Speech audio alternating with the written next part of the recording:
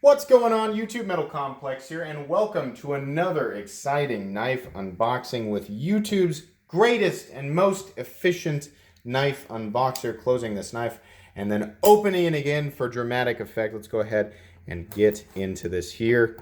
As per usual, just make some, well thought out and precision cuts, and then just tear into the box. So we have peanuts, tactical peanuts.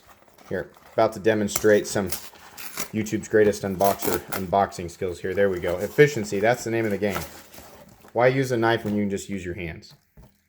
Get out of here. Okay, so we have a box that says nothing but made in China, which is no longer something that bothers me. Oh, QSP, okay. So let's go ahead and get into this.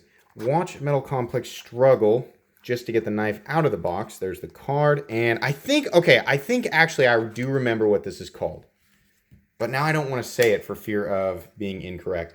This is an intriguing little liner lock. You know, you have some shadow box contoured G10 scales that are two different colors. That's really cool. You don't see that often.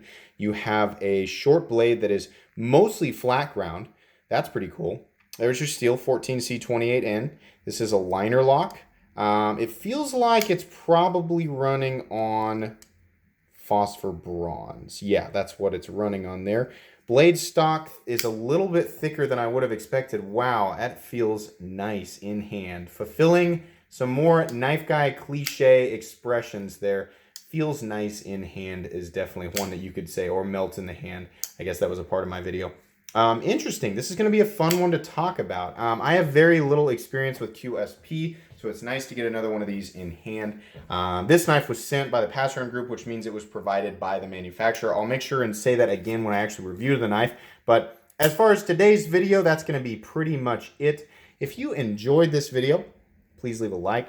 If you would like to check out my other content, I do, of course, have lots of videos of knives that are either expensive or inexpensive that I do or don't like. So check that stuff out. And if you enjoy all my content, then please subscribe to my channel because there's definitely more coming. Thanks again for watching and have a great day.